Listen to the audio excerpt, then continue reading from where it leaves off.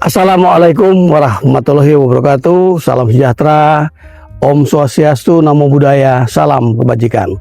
Saya di alma mater saya, S3 Hukum Universitas Borobudur. Ini di kampus baru saja ada kegiatan. Saya bangga dengan Universitas Borobudur, di mana saya menghasilkan disertasi yang membicarakan tentang restoratif justice.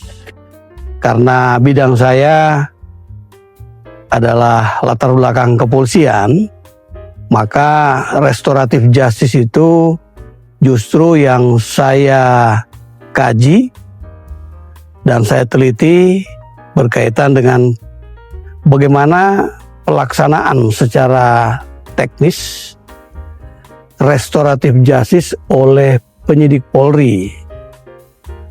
Pada tahun 2015 belum ada peraturan Kapolri nomor 8 tahun 2021 tentang restoratif justice di lingkungan penyidikan Polri.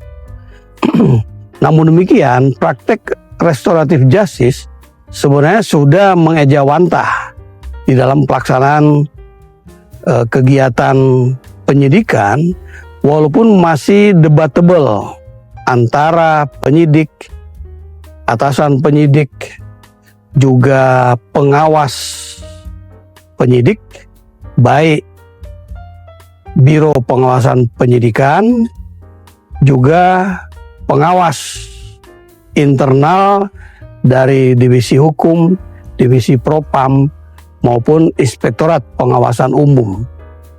Nah, oleh karena itu kami tertarik untuk mengkaji restoratif justice ketika kami mengikuti pendidikan S3 Ilmu Hukum di Universitas Borobudur. Maka pada tahun 2015 kami melaksanakan ujian terbuka pada saat kami menjabat sebagai Kapolda Bali pada saat itu. Inti dari restoratif justice yang kami kaji dan kami teliti adalah bagaimana penyidik Polri bisa melakukan restoratif justice walaupun kasus pidananya bukan kasus delik aduan. Untuk kasus-kasus pidana delik biasa bisa juga dilakukan restoratif justice bukan dalam rangka membantu pelaku atau tersangka, tapi lebih kepada bagaimana menyelesaikan persoalan hukum yang sebenarnya oleh pelaku dan korban itu sudah melakukan perdamaian. Misalnya kasus-kasus penipuan, penggelapan, kasus tanah yang ketika mereka berembuk untuk menyelesaikannya, pelaku mengembalikan kerugian dari korban atau pelapor, maka kalau tetap diproses kasusnya, karena memang cukup bukti, alat bukti minimal 2 alat bukti tercukupi dalam proses penyidikan. Tapi ada perdamaian di antara pelapor dan saksi.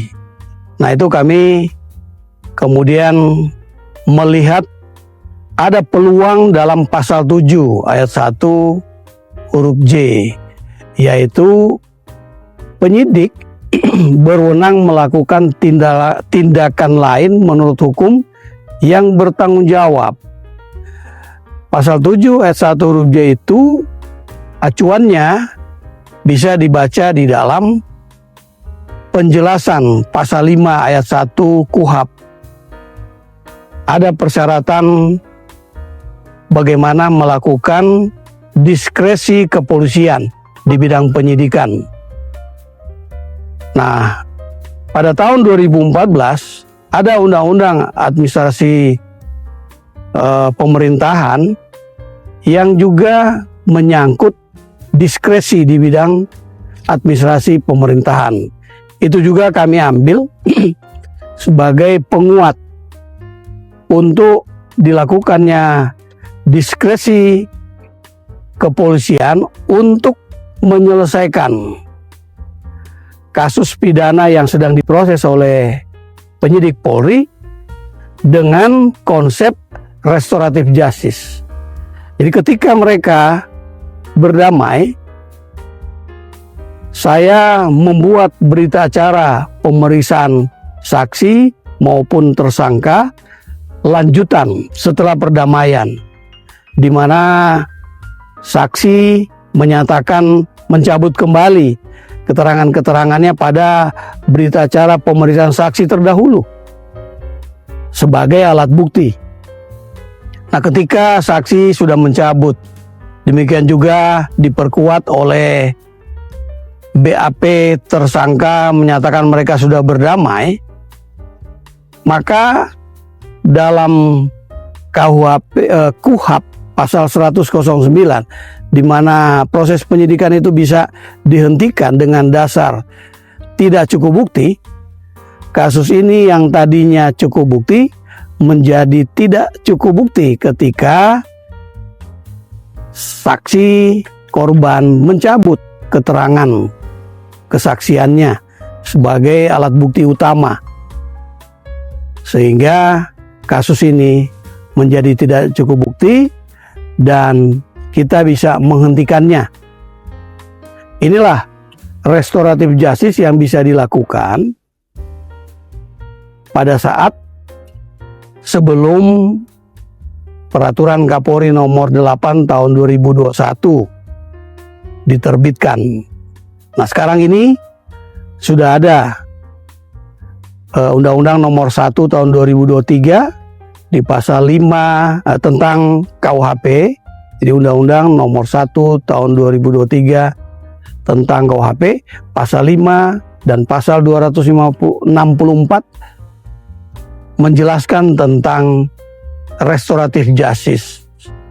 Dan kita mengikuti bagaimana Komisi 3 juga menerima masukan-masukan untuk rancangan undang-undang KUHP yang saya teliti. Sudah ada beberapa pasal di dalam rancangan undang-undang KUHP berkaitan dengan pengaturan restoratif justice. Semoga hal ini bisa menguat dan menjadi undang-undang. Demikian ulasan sementara berkaitan dengan restoratif justice, melanjutkan diskusi-diskusi kita sebelumnya. Wassalamualaikum warahmatullahi wabarakatuh. Salam sejahtera, Om Santi Santi Santi Om. Namo Buddhaya. Salam kebajikan.